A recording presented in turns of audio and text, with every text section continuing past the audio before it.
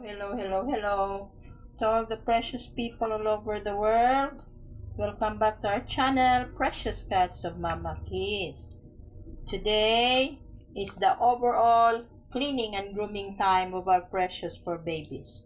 And this is Sassy, my favorite, the love of Mama Kiss. My Ginger. How many years old pa parang? 7-year-old? 7-year-old cat. I'm letting him drink now his turmeric tea because he's having some cough.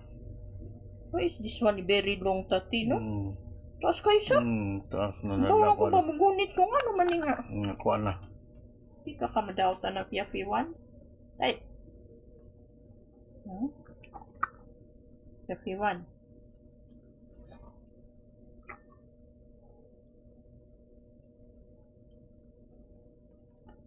Now, I've already taken off his old collar. And now it's ear cleaning time. Piyapiwan.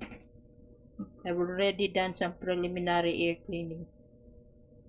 Yay. BDT piyapiwan, BDT. Ew! Ano man yun din sa primerong kanal-kanal kaya mga may open. Earwax. Earwax. Earwax. And then we'll do some combing. I've already done the preliminary combing all over his body. And now we will change his collar. Another red collar, but with some decorations, not plain red collar.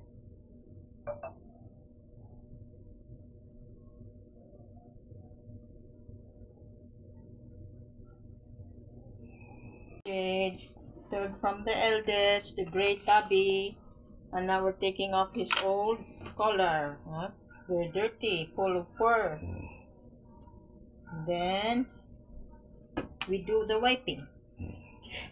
Right.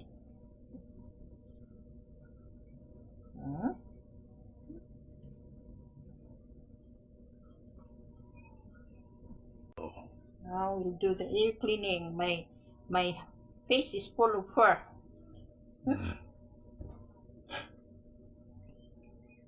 Imagine cleaning 16 cats. Oh, wow. This one is very talkative. Tabbies are talkative.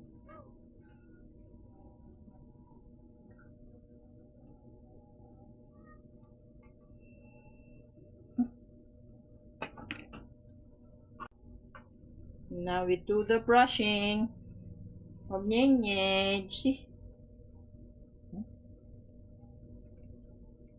See? Tummy. Brush the tummy.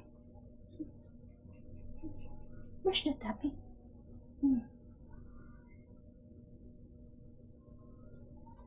Other side.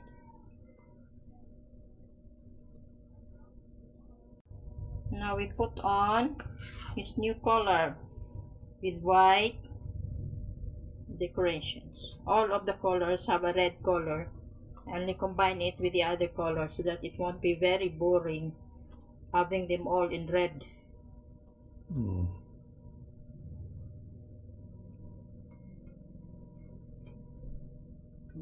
That's JJ, our handsome tabby boy. This is George, our eldest, a 9-year-old cat, tabby cat. And the last one to clean and groom because we do it by the age, youngest to the eldest. See, his collar is dirty as well. And it's sponge bath time of Yaya. Because when it comes to the actual bath, he's the one who cries the loudest. He really hates water. He doesn't even drink at the bathroom when somebody is using sprinkling or even sprinkling some water. Even with his favorite pastime of eating fish, when his human dad sprinkles some water, he runs away. Oh, yeah. Yeah. Now, it's brush time for Kuya George. No, not playtime yet. It's brush time. Yeah. You still want to play with this one?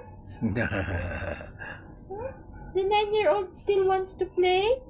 He still wants to play, but his most favorite toy is that needle. Whenever I am doing my hand sewing, he wants to play with the needle. And then, ear cleaning for Yaya.